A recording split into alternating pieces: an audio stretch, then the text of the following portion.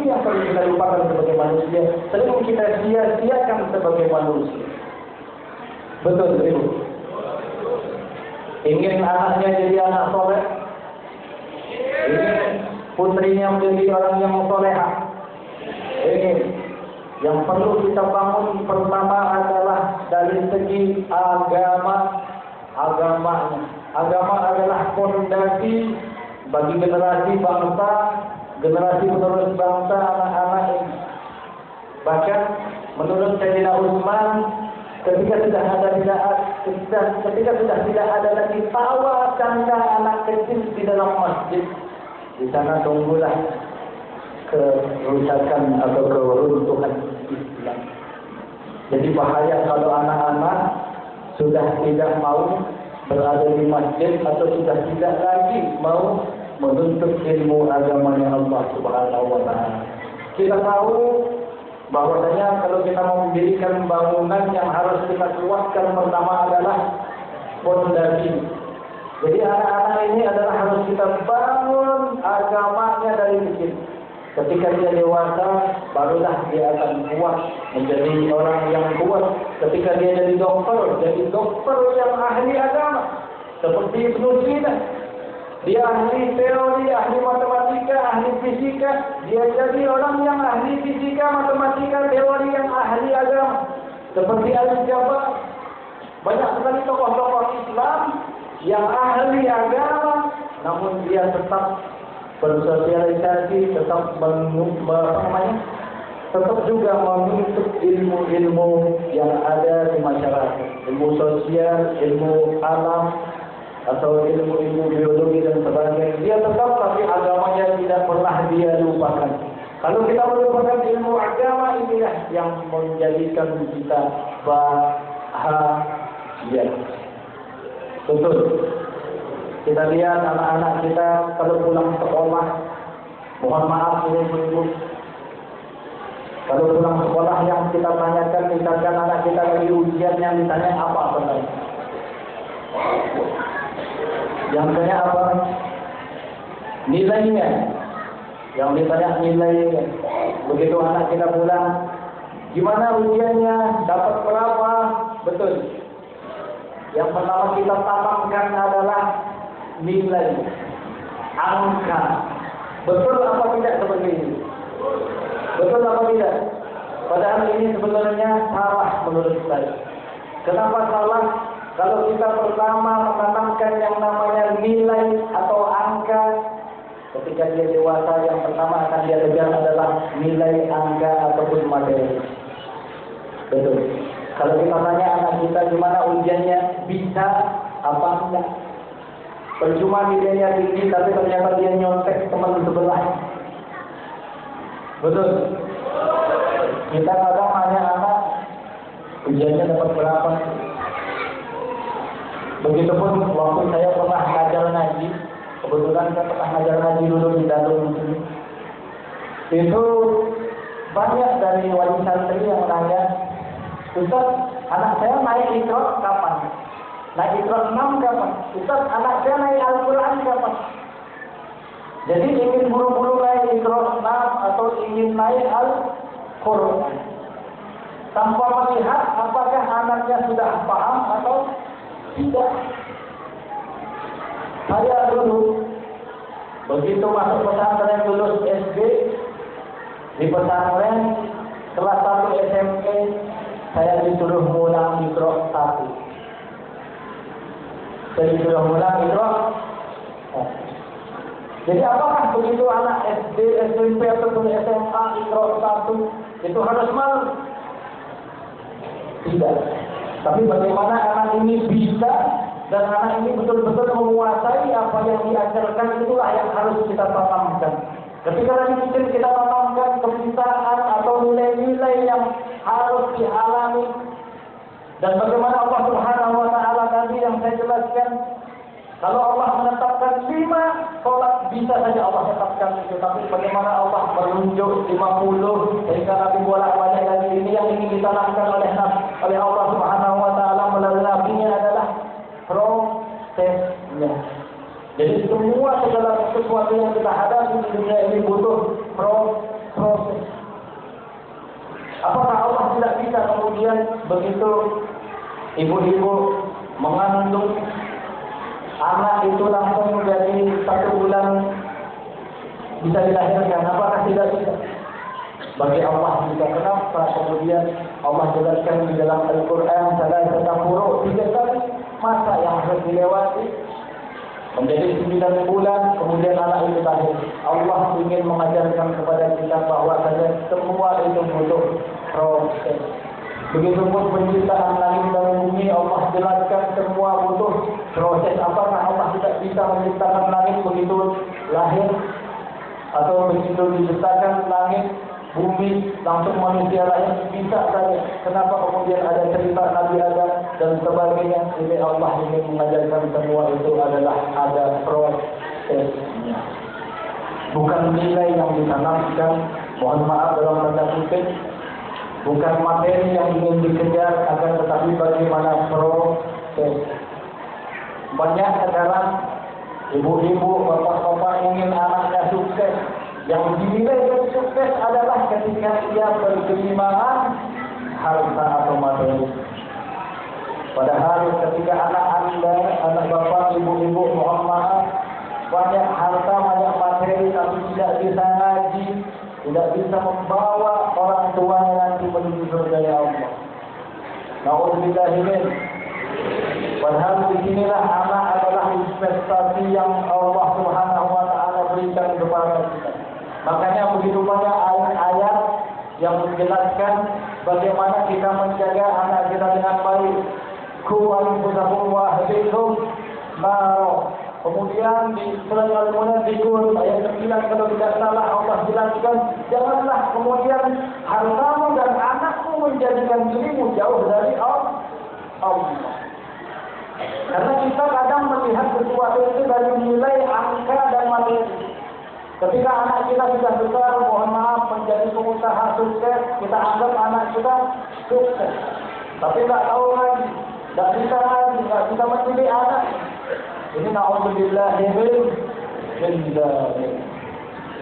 Seperti yang saya jelaskan bagaimana kalau kita menjadi pengusaha, jadi pengusaha yang ahli agama. Orang kaya yang ahli agama. Banyak nabi kita, Nabi Sulaiman ahli agama. Kita tahu juga Sayyidina Utsman bin Affan adalah seorang wanita. Bahkan sampai sekarang ada hartanya yang masih tersimpan di bank ya Rasulullah. Itu subhanallah. Beliau adalah pengusaha, akan tetapi beliau pengusaha yang ahli agama. Karena kita begitu. Kenapa ayat di sana menjelaskan janganlah engkau jadikan hartamu dan anakmu jauh dari Allah Subhanahu wa Ta'ala. Karena memang kadang harta dan anak yang menjadikan kita jauh dari Allah Subhanahu wa Ta'ala.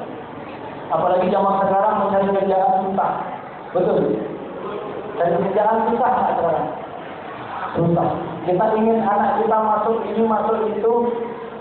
Kemudian kita dijelaskan oleh Allah, Qu anfusakum wa ahlikum nar. Jagalah dirimu dan keluargamu dari api neraka. Tapi dengan tidak sengaja atau dengan sengaja, tapi kita tidak sadar, kita telah mendorong anak kita menuju neraka Allah Subhanahu wa Ta'ala. Dengan cara apa? Dengan cara al-ghasi wal murtad. Suap menjual. Anak kita ingin masuk sini, kita jual sawah kita, kita payah. Ada yang kayak gitu di sini? Oh banyak. Anak kita ingin mencari pekerjaan, kita selipkan amplop ngasih kepada yang ngetek. Kita selipkan ini ngasih ini, kita secara tidak langsung telah mendorong anak kita menuju nerakanya Allah Subhanahu wa Ta'ala. Na'udzubillahi min dzalik. Karena apa? Karena yang kita tanamkan dari kecil adalah materi, nilai dan angka. Jadi begitu besar dia akan mencari materi, nilai dan angka, bukan proses, bukan apa arti daripada hidup ini. Jadi bagaimana Allah Subhanahu wa Ta'ala menjelaskan kepada kita, Allah melakukan perjalanan dalam tanda kutip Nabi Muhammad yang Allah perjalankan menuju Masjidil Haram dan Masjidil Aqsa, kemudian Mi'raj ke Sidratul Muntaha. Allah ingin menjelaskan di sini bagaimana proses daripada Allah menunjukkan tanda-tanda kekuasaannya dan bagaimana Allah menunjukkan kepada kita semua di mana sayang Allah Subhanahu wa ta'ala. Jadi kita sebagai manusia harus percaya kepada Allah. Kalau misalkan kita berada dalam suatu masalah atau anak kita berada dalam suatu masalah yang menurut kita itu besar, yakinlah Allah akan membantu kita. Yang kedua, kalau kita bukan anak kita atau kita pribadi sedang melakukan usaha dan ternyata gagal, yakinlah Allah punya jalan yang lebih baik. Kalau kita pelajari, kalau kita kaji bagaimana perjalanan Isra dan Mi'raj Nabi Muhammad bisa terlaksana. Sebelum Isra Mi'raj Nabi ini, apa yang dialami Nabi? Yang dialami Nabi adalah Nabi kehilangan pamannya yang sangat Nabi cintai. Kemudian Nabi Muhammad kehilangan istri yang sangat dicintai. Dan ketika Nabi Muhammad hijrah ke Taif, Nabi Muhammad dilempar sampai dahinya berdarah. Allah ingin menunjukkan kepada Nabi kita bahwasanya Allah Maha Kasih, Allah Maha Sayang. Ketika Nabi berada dalam kegalauan, ketika Nabi Muhammad berada dalam masa-masa yang menyebabkan Nabi Muhammad sedih, Allah ajak Nabi Muhammad berjalan-jalan dari Masjidil Haram ke Masjidil Aqsa. Kemudian ketika Nabi Muntaha, Allah bukakan hijab sehingga melihat surga dan neraka Allah Subhanahu wa ta'ala. Ya Bu, makanya Ibu kalau berada dalam kegalauan, ada masalah besar, minta diajak jalan-jalan sama suami. Nabi aja dari galau diajak jalan-jalan sama Allah, menunjukkan rasa bagaimana Allah Subhanahu wa ta'ala memiliki rasa kasih sayang yang tinggi kepada umatnya. Dan Nabi Muhammad SAW dijadikan iman daripada Ulul Kalim atau para Rasulullah SAW, menunjukkan di sini Allah ingin menjadikan Nabi, Allah ingin menetapkan hati Nabi agar Nabi semangat berdakwah di jalan Allah Subhanahu wa ta'ala. Kalau kita kaji apa yang didapatkan oleh Nabi menjadi imamnya para Ulul Kalim, para Nabi, apa yang kita dapatkan sebagai umatnya? Kita tidak dapat apa-apa, akan tetapi liduriyahu, hunya ini kembali kepada Nabi Muhammad, akan tetapi kita tidak dapat apa-apa. Dan kadang kita sebagai manusia kan bertanya, kita sebagai umat manusia, kita dapatkan doa. Ini kita tidak dapatkan, akan tetapi didapatkan oleh Nabi Muhammad. Kita hanya melihat ibarat inilah yang ditunjukkan Allah. Jadi kita dapat pelajaran dari ini. Al-ibarah atau ihtibar, bagaimana Allah menunjukkan kepada kita bagaimana Rasulullah SAW melakukan begitu banyak proses menuju Allah Subhanahu wa ta'ala, atau menuju khairul khalqin Nabi Muhammad sallallahu alaihi wasallam. Jadi ketika kita ingin berada menjadi orang yang terbaik, kita lewati proses berhijrah di jalan Allah. Kalau kita punya dosa, segera bertobat. Kalau kita melakukan kesalahan, segera beristighfar. Insyaallah Allah akan angkat derajat kita di sisi Allah Subhanahu wa ta'ala. Amin Allahumma amin. Masih semangat tolak. Masih. Karena saya lihat di sini adik-adik kita sudah memegang rebana. Saya ingin ajak sholawat, karena saya suka sekali kalau anak-anak kecil bersolawat. Jadi kita sama-sama bersolawat kepada Rasulullah SAW. Mudah-mudahan kita kelak yaumil akhir mendapatkan syafaat dari Nabi Muhammad sallallahu alaihi wasallam. Allahumma shalli ala Muhammad. Allahumma shalli ala sayyidina Muhammad. Allahumma shalli ala Muhammad. Ya Rabbi shalli alaihi wa sallim. Allahumma shalli ala Muhammad. Ya Rabbi shalli alaihi wa sallim. Subhanallah walhamdulillah wa la ilaha illallah. Subhanallah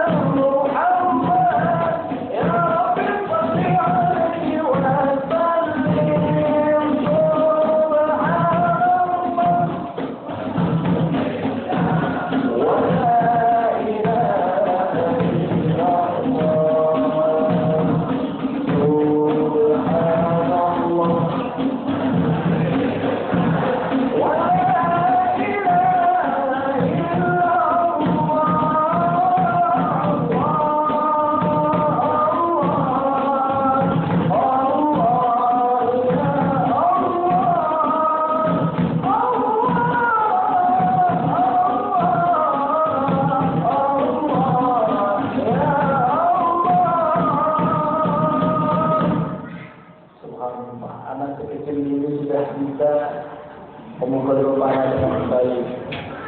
Mudah-mudahan kelak dia menjadi generasi penerus bangsa.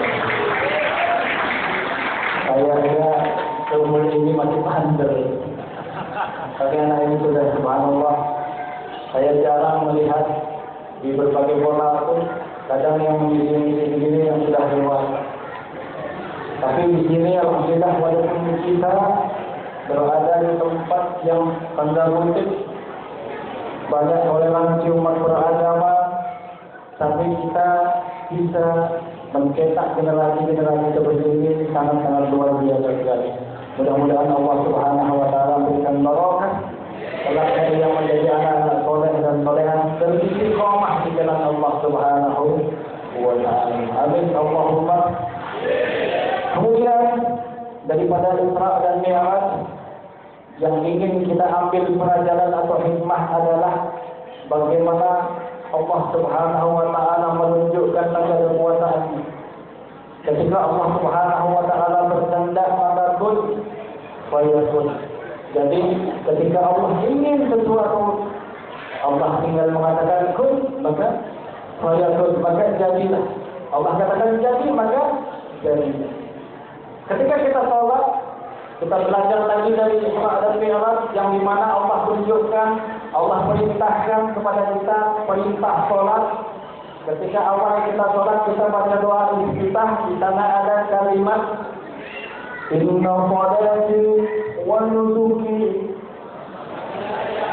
wa mamati. Sesungguhnya sholatku, ibadahku, hidup dan matiku lillahi rabbil alamin. Semua adalah lillah, kepunyaan Allah.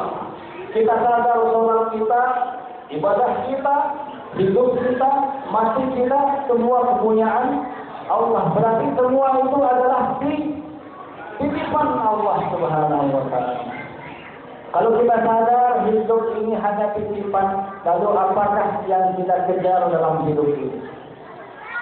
Kalau kita berdoa kepada Allah, ya Allah, mudah-mudahan di tahun ini saya memiliki mobil misalkan. Ada yang berdoa seperti itu. Kita tahu bahwasanya semua adalah titipan Allah. Yang kita lakukan itu kira-kira apa kemudian agar kita diberikan mobil oleh Allah? Yang kita lakukan apa?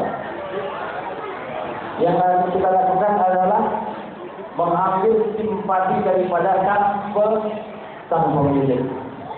Jadi kalau kita misalkan pulang ke Jawa mudik, kita punya rumah kita, mobil kita, atau motor kita yang nggak kita bawa, kita titipin siapa ya? Tetangga. Kita titipin tetangga kita yang nggak pulang. Kita titipin kepada tetangga kita yang kira-kira kita percaya apa enggak? Yang kita percaya. Apa mungkin kita titipkan rumah kita, mobil kita, motor kita kepada orang yang baru kita kenal? Enggak. Begitupun Allah Subhanahu wa taala. Ketika kita sadar bahwasanya semua yang ada di dalam hidup ini adalah milik Allah, kita hanya dititipi. Ketika kita meminta kepada Allah, maka kita ambil simpati Allah. Dalam tanda kutip, bagaimana Allah mempercayai kita bahwasanya kita pantas dititipi mobil, bahwasanya kita amanah dititipi mobil, bahwasanya kita amanah dititipi anak yang soleh, bahwasanya kita amanah dititipi harta yang melimpah. Kalau Allah Subhanahu wa taala tahu kita pantas, maka kita pantaskan diri kita, insya Allah Allah akan menitipi apa yang kita minta. Betul. Kita meminta kepada Allah, ya Allah, mudah-mudahan tahun ini saya punya rumah. Apakah mungkin apa enggak?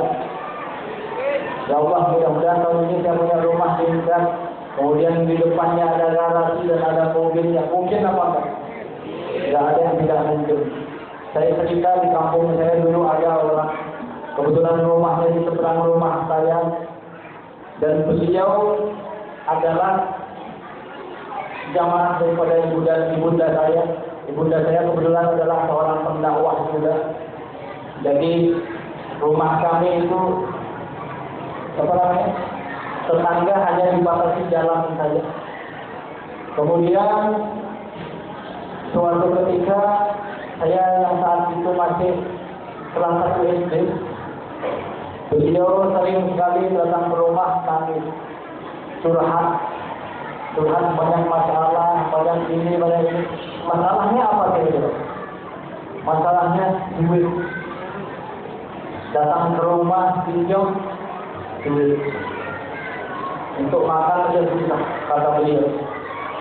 Begitu datang, ibu saya menasihati sebagai guru dari beliau.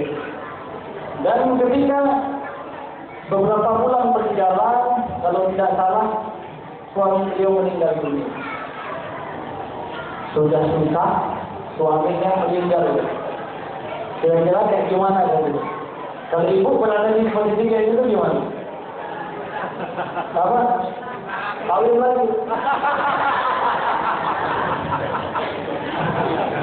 Sudah susah, suaminya meninggal.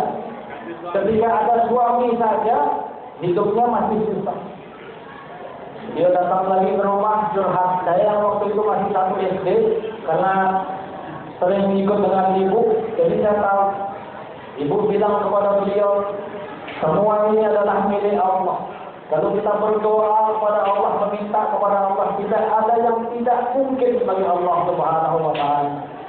Apa yang tidak mungkin bagi Allah? Dari perjalanan Isra Mi'raj dan Nabi kita belajar sesuatu yang tidak mungkin bisa menjadi mungkin. Perjalanan dari Masjidil Haram, Masjidil Aqsa, ditempuh lagi ke Mi'raj ke Sidratul Muntaha. Bahkan sebuah riwayat menjelaskan tempat tidurnya Nabi masih hangat. Berarti betapa cepatnya kejadian itu terjadi yang tidak mungkin bagi kita manusia, tapi mungkin bagi Allah. Apalagi hanya Allah berikan segala hartanya yang begitu. Tapi apa yang terjadi kemudian itu? Tidak jauh dari beliau curhat di rumah saya, karena saya ingat sekali beberapa bulan kemudian di depan rumah saya itu ada parkir mobil Mercy. Sayangnya parkirnya nggak di rumah saya, di sebelah rumah saya parkir. Mobil Mercy waktu itu bagi kami orang kampung itu subhanallah luar biasa. S-Class kalau tidak salah. Kalau sekarang kan S-Class itu parkir depan rumah saya, kita melihatnya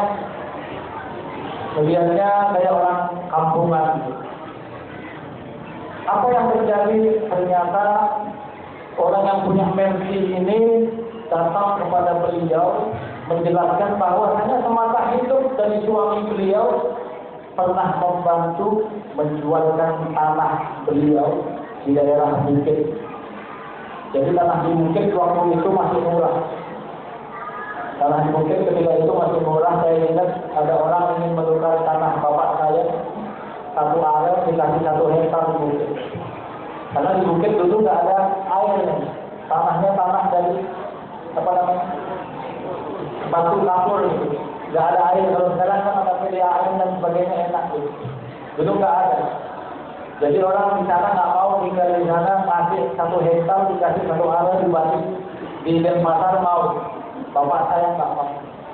Kalau bapak saya mau mungkin saya udah kaya. Itulah perjalanan hidup, kita tidak tahu ke depan apa yang akan kita lalui. Jadi kalau kita tahu, mungkin dari dulu bapak saya sudah tukarin semua tanah yang ada di sini. Karena kita tidak tahu perjalanan hidup manusia, makanya jangan kita pernah meremehkan orang yang ada di depan kita. Bisa jadi kita melihat orang itu biasa-biasa saja, ke depannya dia jadi apa belum tentu kita tahu. Betul. Nah, inilah yang dialami oleh tetangga saya, yang dialami oleh ibu-ibu ini. Jadi ternyata masa hidup dari suaminya membantu orang ini menjual tanah dan beliau mendapat fee 2,5%. Ketika itu jumlahnya 2,5 M. Zaman saya masih kelas 1 SD. Apa enggak banyak? Jadi mungkin kalau dulu minjem duit ibu saya, sekarang ibu saya yang minjem duit ke dia. Hidup berputar. Seperti itulah kekuasaan Allah. Ketika Allah berkehendak, tidak ada yang tidak mungkin bagi Allah Subhanahu wa taala. Makanya kalau kita tahu di awal sholat kita, yang mana kita tahu perintah sholat datangnya ketika Mi'raj Nabi Muhammad, menuju Sidratul Muntaha Allah Subhanahu wa taala, disinilah kita belajar. Di awal sholat kita di doa yang membuka sholat kita tahu semua adalah milik Allah. Maka kita kembalikan segala sesuatu yang kita hadapi permasalahan di dunia kepada Allah Subhanahu wa taala. Insya Allah ketika kita yakin, ketika hati kita yakin, tidak ada yang tidak mungkin bagi Allah Subhanahu wa taala. Mudah-mudahan segala hajat kita dikabulkan oleh Allah. Mudah-mudahan di antara kita ada keluarga kita yang sakit, Allah angkat penyakitnya. Mudah-mudahan Allah Subhanahu wa taala memberikan kita keselamatan, dijauhkan dari segala mara bahaya. Allah lindungi kita. Karena Allah sebaik-baiknya pelindung, maka Allah jaga kita, Allah jauhkan kita dari segala mara bahaya.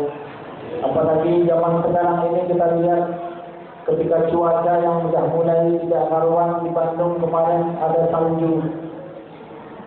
Di Bandung hujan es dan tinggi tumpukan es itu seperti salju. Saya ada videonya, kebetulan teman saya di Bandung dikirimin, memang betul seperti salju. Itu kita sudah tidak tahu apa yang akan terjadi di depan kita. Yang dia tahu ngopi, ternyata warung tukang kopinya meninggal. Tahu tidak ini? Ya, makanya kita meminta perlindungan kepada Allah. Mudah-mudahan kita dilindungi oleh Allah, dijauhkan dari segala mara bahaya. Kemudian kita diberikan kesehatan, anak-anak kita diberikan kesehatan, orang tua kita yang masih ada diberikan kesehatan. Semua ahli kita, keluarga kita diberikan kesehatan oleh Allah Subhanahu wa taala. Kemudian Allah Subhanahu wa taala ampuni segala dosa-dosa kita, dan Allah Subhanahu wa taala berikan tempat terbaik bagi keluarga kita yang sudah mendahului kita. Mudah-mudahan Allah Subhanahu wa taala lapangkan kuburnya. Allah Subhanahu wa taala menjadikan dia ahli surga Allah Subhanahu wa taala. Sebelum saya akhiri tausiah, mudah-mudahan sedikit yang saya sampaikan bermanfaat, karena waktu juga sudah pukul 10. Mudah-mudahan di lain kesempatan kita bisa bersilaturahim kembali. Inti daripada apa yang saya sampaikan adalah pertama, ketika Allah memperjalankan Nabi Muhammad menuju Masjidil Haram ke Masjidil Aqsa, kemudian Mi'raj menuju Sidratul Muntaha, Allah ingin menunjukkan tanda kekuasaannya. Karena tidak ada sesuatu yang tidak mungkin bagi Allah Subhanahu wa taala. Yang kedua, kenapa di ayat yang tadi saya baca diakhiri dengan kalimat innahu huwas sami'ul basir? Bukan innallaha ala kulli syai'in qadir, akan tetapi innahu huwas sami'ul basir. Karena memang Allah Maha melihat dan Maha mendengar. Tidak ada yang tidak mungkin bagi Allah. Allah Maha melihat, Allah Maha mendengar. Maka kita memohon meminta hanya kepada Allah. Insya Allah Allah akan mendengar apa yang kita minta. Allah Maha dekat. Allah akan mengabulkan doa kita sebagaimana Allah berfirman, "Idza sa'alaka ibadi anni fa inni qarib ujibu da'watad da'i." Jadi Allah akan mengabulkan doa-doa kita. Itu hikmah yang dapat kita ambil. Yang ketiga adalah Allah ingin menunjukkan bagaimana maha luasnya kasih sayang Allah.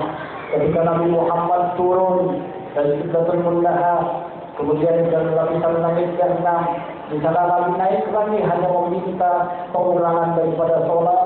Allah ingin menunjukkan inilah maha luas kasih sayangnya Allah Subhanahu wa taala. Jadi yang pertama tadi, Allah ingin menunjukkan kekuasaannya. Yang kedua, Allah ingin menunjukkan kepada kita Allah Maha melihat dan Maha mendengar apa yang kita keluh kesahkan. Yang ketiga adalah kasih sayang Allah itu luas.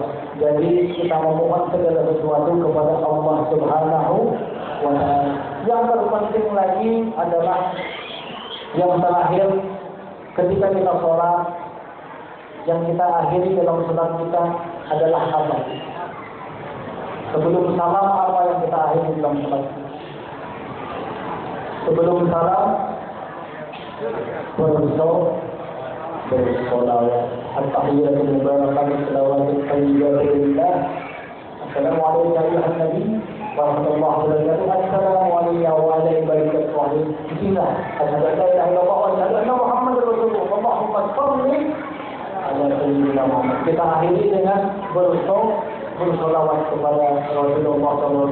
Karena di dalam sebuah riwayat dikatakan, apapun yang kita kerjakan, apapun yang kita minta kepada Allah, itu bainas sama'i wal ardh, berada di antara langit dan bumi, yang mampu membuka hijabnya, yang mampu membuka penutupnya, yang kemudian langsung sampai kepada Allah adalah dengan bersolawat. Jadi setelah kita meminta, berkeluh kesah kepada Allah, kita tahu Allah Maha Kuasa, kita tahu Allah Maha Pengasih, maka kita akhiri dengan sholawat. Mudah-mudahan Allah mengabulkan apa yang kita minta. Sebelum saya akhiri dengan doa, marilah kita beristighfar. Setelah beristighfar, kemudian kita bersholawat, dan setelah itu kita berdoa bersama-sama. Mudah-mudahan segala hajat kita dikabulkan oleh Allah Subhanahu wa taala.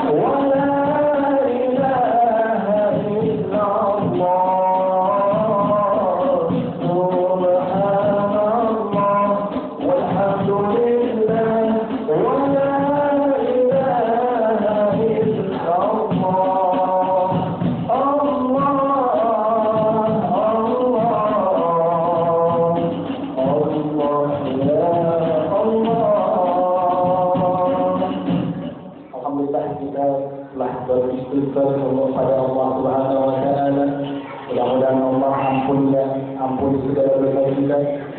Kemudian alhamdulillah kita telah bersalawat kepada Nabi Muhammad SAW. Mudah-mudahan kita semua yang hadir bersalawat kepada Nabi Muhammad kelak mendapatkan syafaat dari Nabi Muhammad SAW. Kemudian kita telah bertasbih, tahlil, tahmid. Di sana adalah kalimat-kalimat yang dicintai oleh Allah. Di sebelah riwayat dikatakan ahabul kalam ila Allah arba'. Ada 4 perkataan yang dicintai oleh Allah yang pertama adalah subhanallah walhamdulillah wala ilaha illallah wallahu akbar. Ketika kita sering menyebut kalimat-kalimat yang dicintai oleh Allah, maka kita mengingat Allah Subhanahu wa taala. Mudah-mudahan Allah mengingat kita jika kita susah, Allah bantu kita. Jika kita menghadapi suatu masalah, Allah bukakan masalah atau solusi dari masalah yang kita hadapi. Dan jika kita sakit, Allah sehatkan kita. Allah ampuni segala dosa kita. Amin. Allahumma astaghfirullahaladzim. Astaghfirullahaladzim. Astaghfirullahaladzim. Alladzi la ilaha illa huwal hayyul qayyum wa atubu ilayh. A'udzu billahi minasy syaithanir rajim. Bismillahirrahmanirrahim. Hamdan yuwaffi ni'amahu wa yukafi mazidah. Ya Rabbana lakal hamdu wa lakal syukru kama yanbaghi li jalali wajhika al-karim wa 'azimi sultanik. Allahumma ighfir lana, Allahumma ighfir lana, Allahumma ighfir lana dhunubana wa khatayana kullaha wa dhunuba abaina wa ummahatina wa ikhwanina wa jaddatina wa ajdadina wa asatidina wa jami'il muslimin wal muslimat wal mu'minin wal mu'minat al-ahya'i minhum wal amwat برحمتك يا أرحم الراحمين.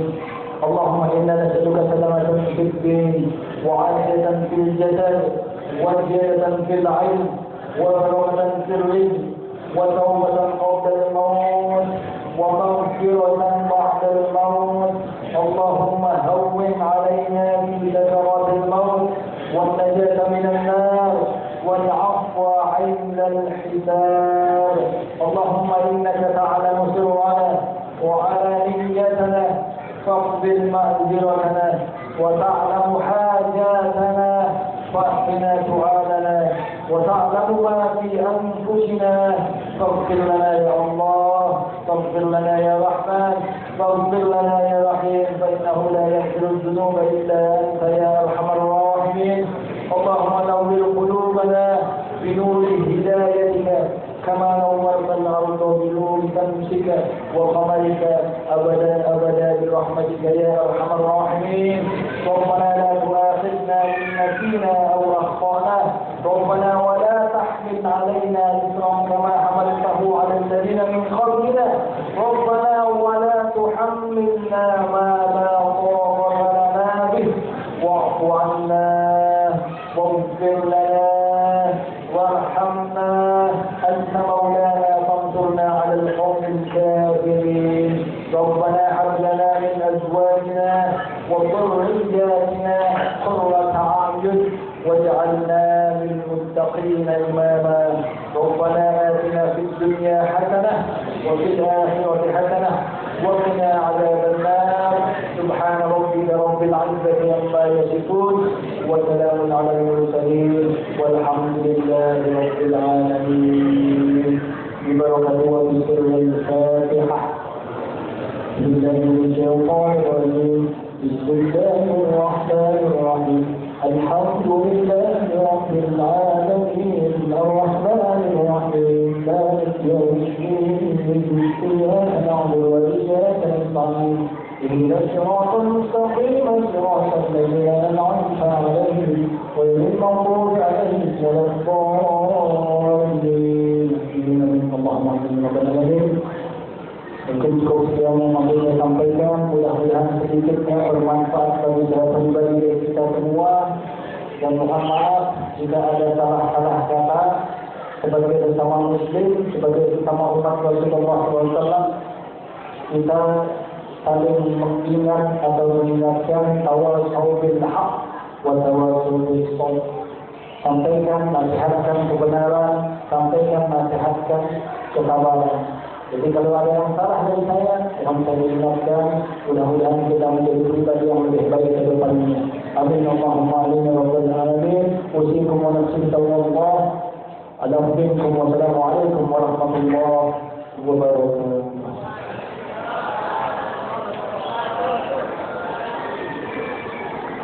Terima kasih disampaikan. Demikianlah tadi mau Hasanah yang telah kita dengarkan bersama. Semoga dapat kita jadikan pedoman hidup dan perisai diri sehingga kita tidak terjebak dalam kesesatan dan murka Allah Subhanahu wa taala. Amin amin ya rabbal alamin. Baiklah, acara selanjutnya penampilan tim Hadrah Santri Nurul Hikmah. Kepada tim Hadrah Santri Nurul Hikmah, disilakan.